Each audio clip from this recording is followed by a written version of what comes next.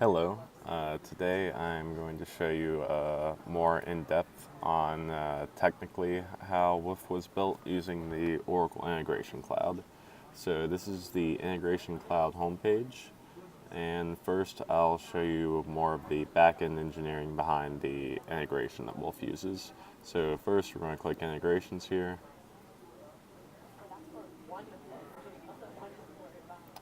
And then we'll click Connections. Connections is where you want to start from square one in order to create something like Wuphf or really anything using the integration cloud. So I'm going to search for all the connectors that have Wuphf in the title. All or most of these are involved in the Wuphf integration. To create your own connection, you just need to click the Create button up there, and you're usually going to need either API keys or an access token. You can get these very easily by registering for developer accounts, such as at twitter.com. This is developer.twitter.com. This is where you can get your own API keys to utilize Twitter. It's easy to register for one. You just need to have a use case idea and then register your app, and you can easily get your API secret keys and tokens. So this is what the Twitter connector looks like.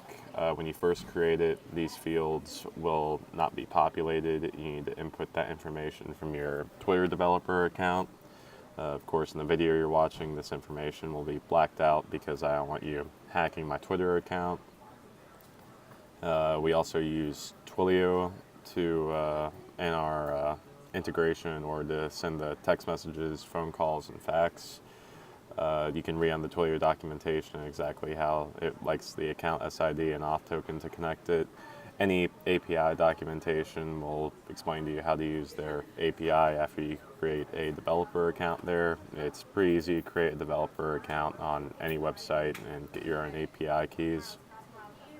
This is the LinkedIn connection that we use to post to my LinkedIn account. We ultimately took that out of Wuphf, but down here you can set, it has the ability to write and share posts.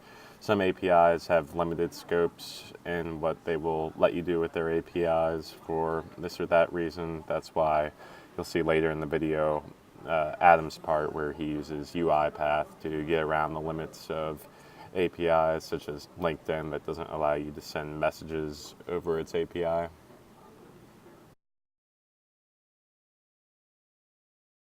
So these are the Wuphf integrations. We had to do a little version control as time went on. Here you can see that the Wuphf integration itself is activated. To get the endpoint, you'll just copy that and you can put it into a browser. And the endpoint URL you want to use in your apps or something like Postman will be given right there. And here this describes how to post to the specified endpoint. There it's going to need a phone field, an email field, the Twitter handle, the Facebook handle, and a LinkedIn handle, and the body of the message you're going to send. And the way the integration cloud works is that this raw JSON payload that's sent to this endpoint, the mapping I'm going to show you in a little bit will show how each of these fields gets handled with each API every connector interacts with. So let's go back to our integration here. And in order to just show you more in depth of what happens when you're editing it, I'm going to deactivate it.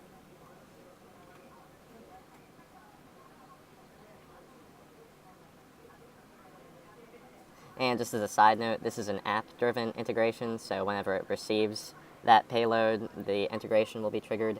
But for the integration cloud, there are many options. You can have an automatic scheduled integration or basic routing, tons of different options for what you need depending on the use case. So let's check out the Wuphf integration itself. So the first thing you want to start with is creating a REST endpoint. So the first thing you want to have in the integration is a trigger. You can either trigger or trigger and invoke or invoke. Usually for integrations, including for Wuphf, you just want to start with a trigger. And this is where you configure what I showed you on the previous screen. So this is where you name the URI for the end of the field. This you specify if you want to do a post, put, get, patch, delete. And checking these boxes enables you to configure the payloads and responses. You can put in the raw format for the JSON. So this is what was on the previous screen I showed you. This is the format of the JSON body you would have to send to the endpoint in something like Postman or your app or with any object-oriented coding language. You can also do it in XML or URL encoded, but we're using JSON. You can configure the response for the integration, and then that first connector is done. Then so first step in the integration is to map it to the Twilio API. This is this connector sends the text message in Wuphf. The mapping itself is pretty easy to understand when you know what they need in the connectors API. If you read the Twilio API documentation, you can understand how it wants this formatted. So the phone number, we have it mapped to the to field, which will be who it texts. The body format is the body field, and the API payload to the integration is what will be texted. And we hardcode this phone number because that is the phone number for our Twilio account. So you have the ability to hardcode things too. You don't need to map everything even or.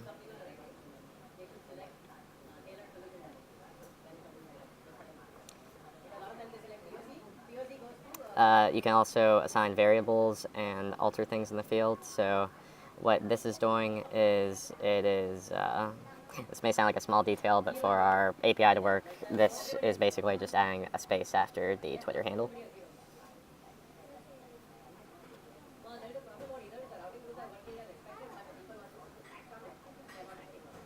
And here you can put in pretty complex expressions for when the drag and drop fields don't give you exactly what you need. Okay. Cut.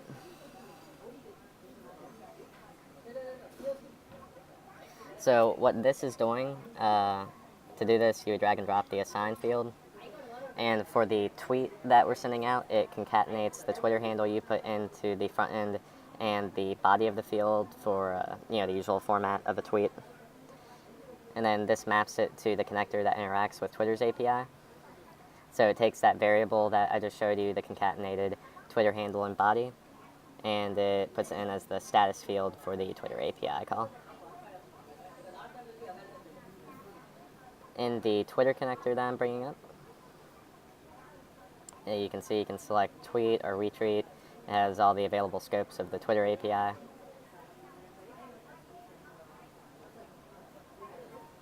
Don't want to update anything. And then these series of tweets, so these tweets, frankly, wouldn't cut. So for these next few tweets, what we had to do is we used a separate Twitter account to tweet out information that was inputted into the front end onto Twitter so that the UiPath robot would have somewhere to scrape that information off of the screen. So what this mapping is doing is it's taking it from the initial payload to the beginning of the integration, and it's simply tweeting out the phone number as a status. What this next mapping is doing is it's doing the exact same thing except with the LinkedIn handle. And again, this is so that the UiPath robot has this information for when it needs to input it. We just added these Twitter connectors for it and able to give it an easier place to screen scrape off of.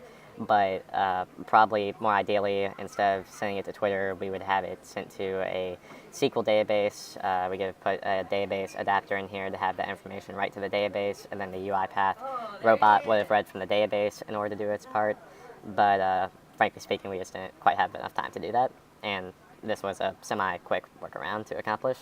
And this last mapping here is, I think it's doing with the Facebook handle, and we're about to find out. Yeah, so it just tweets out the Facebook handle for the robot to read, put it in the URL, and then send a message to it. And just to show you one of these Twitter connectors, nothing complex, just sending out a tweet, just like the other Twitter connector. And then you can drop in this email alert thing. This is a very easy way to send out emails based on your mapping.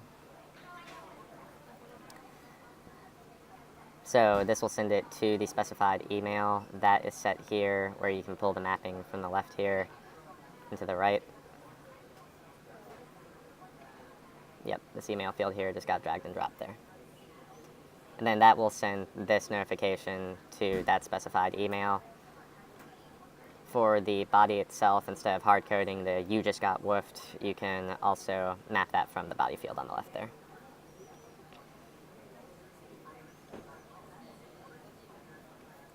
And we didn't, so this mapping would configure the response from the Wuphf app that something like Postman would receive after sending the initial JSON payload, but we didn't configure that because we didn't need it this time. I mean, in fact, you could probably go ahead and delete that if so desired.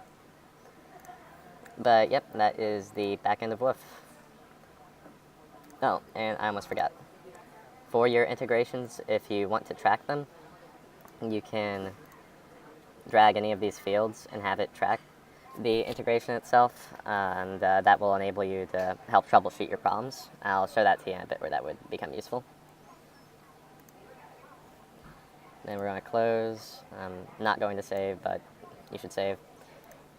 And then this will activate the integration. Here you can contribute your integration mapping to Oracle's machine learning algorithm to help make recommendations in the future.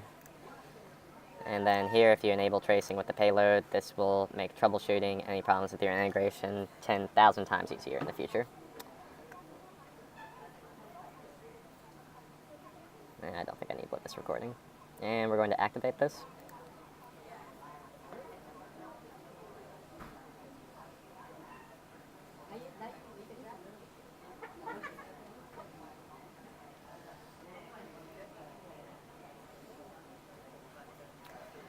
So for the monitoring I mentioned earlier with tracking, you just go here to the monitoring field. If you want to track individual payloads, you can go there, or to look at your integration entirely, you can go here. We'll search for the Wuphf integration. And here you can see if payloads are sent, they'll mark as they're received. If they're processed, and it will let you know if it succeeded or failed. If there's a problem with the integration, you can begin to troubleshoot it here, or for more detailed errors on that, you can go to tracking here. And you can tell this user is tracking it based on the date and time. Let me see if I can find one with an error. All right, I may make another video later about how to troubleshoot an error with another project I'm working on, since I'll probably have more errors to work on. But yeah, so now let's go back to the Integration Cloud homepage. Okay, so now I'm going to show you how we create the front end of Wuphf. So first you go Visual Builder.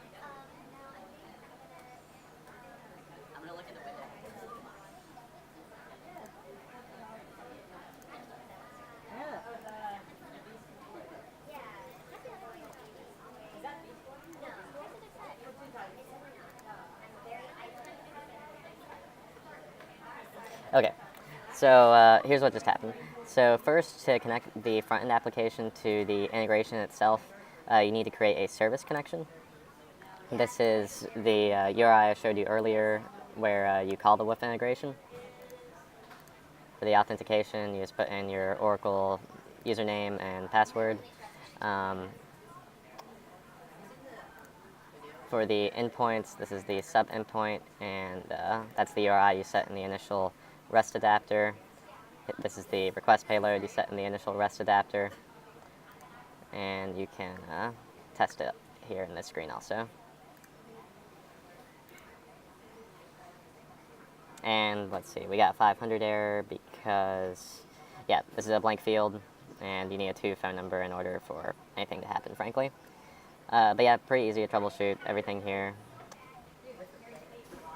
But let's get into the fun stuff. Let's look at the application. So you click the mobile app, and on the left you'll have the flows of everything. And this is the primary screen for Wuphf. So here it's pretty easy. You just drag and drop input text. You can see on the left that we labeled all the input text fields with variables. And to create those variables, you go to the left here to the variable screen.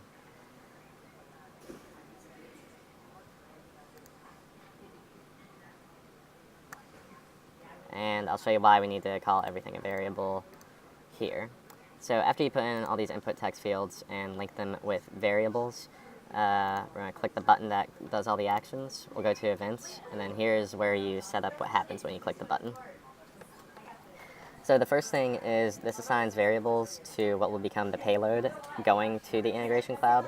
So the body field on the UI, the email field, the Facebook handle field are all mapped to a variable called final Wuphf var, and that just essentially maps everything on the user interface you saw to the format of that JSON payload I showed you a couple screens ago, and where we set up on the REST trigger at the beginning of the integration. This, the call REST point, you drag and drop it from here. You just select the desired endpoint that you created on the service connections here. And you can set the response format, the fact that it's using JSON. The body has been mapped from that single variable I showed you straight to the body to the target. And then you can add more complex logic, like if the results field is good, it'll display Wuphf went successfully. This will let you know if it went unsuccessfully. And then at the end, we just have something to reset the variables so that no Wuphf is accidentally sent twice. But yeah, that's pretty much the back-end technical details of how you make Wuphf in Oracle's Integration Cloud.